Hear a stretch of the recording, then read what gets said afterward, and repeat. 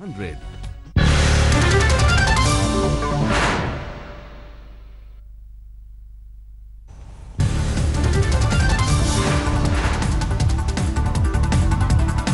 एक वीडियो में सामने आया सैयद अली शाह गिलानी के करीब देवेंद्र सिंह बहल का देशद्रोही रूप कश्मीर की आज़ादी के नारे लगा रहा था।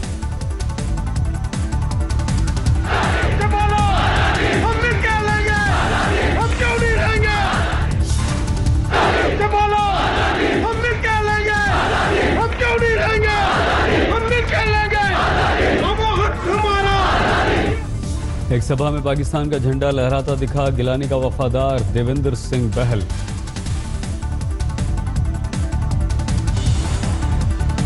गिलानी के वकील देवेंद्र सिंह बहल को कल एनआईए ने किया था गिरफ्तार।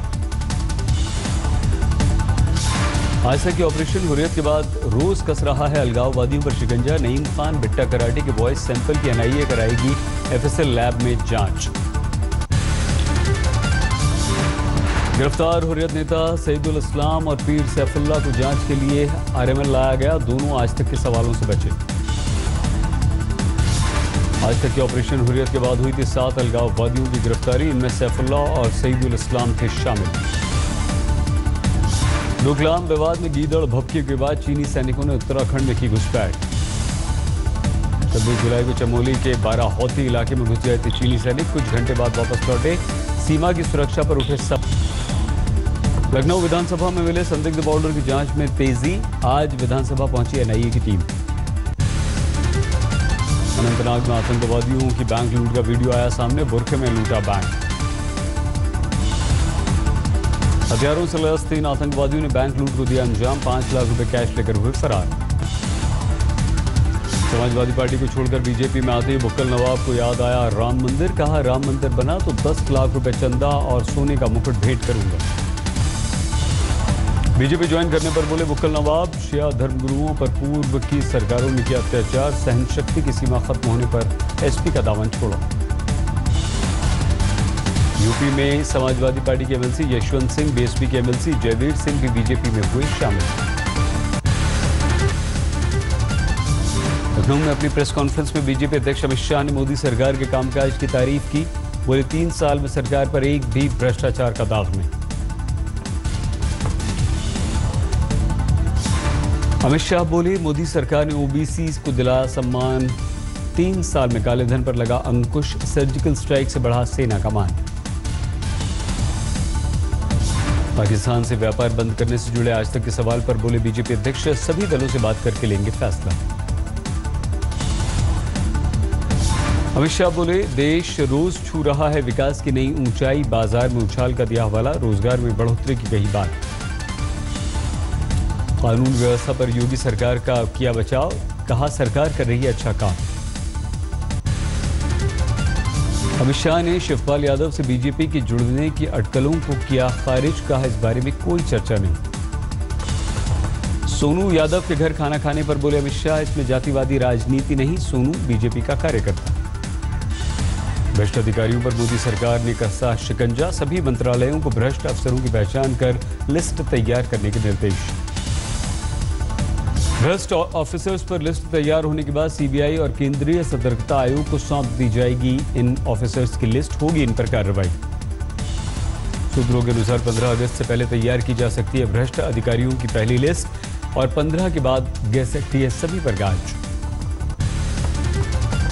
जेडीयू के नेता शरद यादव ने नीतीश के फैसले के खिलाफ पहली बार सार्वजनिक की अपनी नाराजगी। बोले जो हुआ वो मेरे लिए बेहद अप्रिय।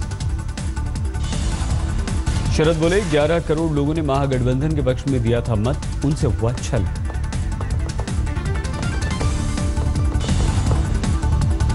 बिहार की 11 करोड़ जनता ने फैसला दिया था हमारे करार पर, तो गठबंधन के टूटने का हमको अफसोस है। सीबीआई नेता डी राजा ने शरद यादव से मुलाकात की। बिहार की बीजेपी और नीतीश सरकार के खिलाफ आवाज बुलंद करने और तीसरा सेकुलर मोर्चा बनाने पर चर्चा। जेडीयू प्रवक्ता नीरज कुमार ने बोले शरद यादव भ्रष्टाचार के खिलाफ। नेता जगतानंद सिंह ने नीतीश पर भ्रष्टाचारियों का साथ देने का लगाया आरोप। कहा नीतीश के 9 रत्नों में शामिल हैं राज्य के बड़े अपराधी। 26 साल पुराने मर्डर केस के जरिए आरजेडी ने फिर से नीतीश पर किया हमला। पटना में प्रेस कॉन्फ्रेंस कर पीड़ित पक्ष का दिखाया वीडियो।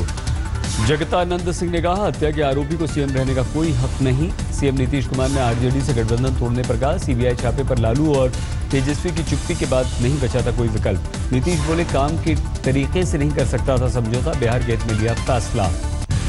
नीतीश बोले, मोदी का मुकाबला करने की किसी में क्षमता नहीं। 2019 में फिर से बनेगी सरकार, बीजेपी के साथ रहकर अल्पसंख्यकों के लिए काम का दिया हवाला। बिहार की जेडीयू बीजेपी सरकार के खिलाफ पटना हाईकोर्ट ने याचिका खारिज की, सुनवाई से किया इनकार। बिहार के डिप्टी सीएम सुशील मोदी ने संभाला कार्यभार, सत्ता में वापसी के बाद पहली बार पहुंचे दफ्तर।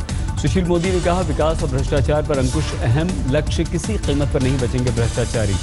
बिहार विधानसभा में जय श्री राम का नारा लगाने वाले नीतीश के मंत्री खुर्शीद आलम ने मांगी माफी, फतवा जारी करने वाली इमारत शरिया में जाकर जोड़े हाथ। आरजेडी नेता रघुवंश प्रसाद सिंह ने बीजेपी पर विधायकों की खरीद फरोख्त का लगाया आरोप, बोले 10-10 करोड़ का दिया जा रहा है ऑफर। प्रसाद ने जताया अंदेशा, कुछ आरजेडी विधायक बीजेपी के संपर्क में छोड़ सकते हैं पार्टी। गुजरात के मुख्यमंत्री विजय रूपाणी कांग्रेस पर पलटवार कर रहे हैं, कहा कांग्रेस में अंदरूनी कलह के चलते हो रहे हैं उनके इस्तीफे। रूपाणी के अनुसार कांग्रेस नेता अगर सुनने लगे दिल की बात तो साफ हो जाएगी कांग्रेस। रूपाणी ने सोनिया और अहमद पटेल पर साधा निशाना, बोले सोनिया के पुत्रमुख के चलते कांग्रेस का बेड़ा गर्क, अब उसी राह पर है अहमद पटेल।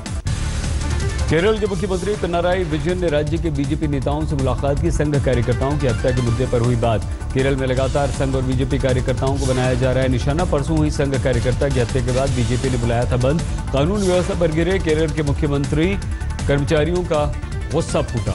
उत्तराखंड, पंजाब, हरियाणा, हिमाचल, जम्मू कश्मीर के सांसदों से मिले मोदी, सुनी समस्याएं। मोदी कल जाएंगे असम, बाढ़ प्रभावित इलाकों का करेंगे दौरा। बाड़मेर में सैलाब ने रोकी ट्रेन की रफ्तार, ट्रेन पर आया पानी, कालका मलाड़ी एक्सप्रेस के थमे पहिए। बाढ़ की तबाही से जालौर का हाल हुआ बुरा, पाली में बाढ़ से बुरा हाल, 2 पुल क्षतिग्रस्त, स्कूलों में भर गया पानी। मुख्यमंत्री वसुंधरा राजे ने बाढ़ प्रभावित इलाकों का किया दौरा, जालौर में तबाही का लिया जायजा। वसुंधरा राजे पाली, सिरोही, बाड़मेर का करेंगे हवाई सर्वे। बनासकांठा में बाढ़ से रेलवे ट्रैक को पहुंचा नुकसान, जम्मू में साइंस कॉलेज के पास सड़क पर आया पानी, लगा लंबा जाम। भारी बारिश के बाद हुए भूस्खलन से बद्रीनाथ हाईवे बंद, लाम बंगड़ में 18 घंटे से मार्ग बाधित। दिल्ली समेत एनसीआर में बारिश से कई जगहों पर लगा जाम, NH24 पर देर तक फंसे रहे लोग।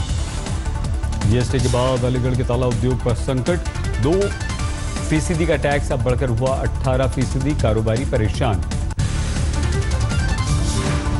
औरैया में बीजेपी के नेता के आगे नतमस्तक दिखी पुलिस, एक दारोगा ने चेकिंग के दौरान रोकी बीजेपी नेता की गाड़ी, लेकिन बाद में गले मिलकर मिन्नतें करते रहे दारोगा जी।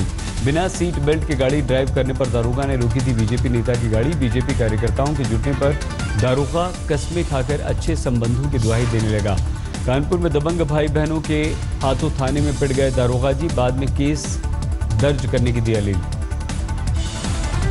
करौली में एक शख्स ने अपनी पत्नी की चाकू और पत्थर से हत्या कर दी, 4 बच्चों के सामने मां को मार डाला।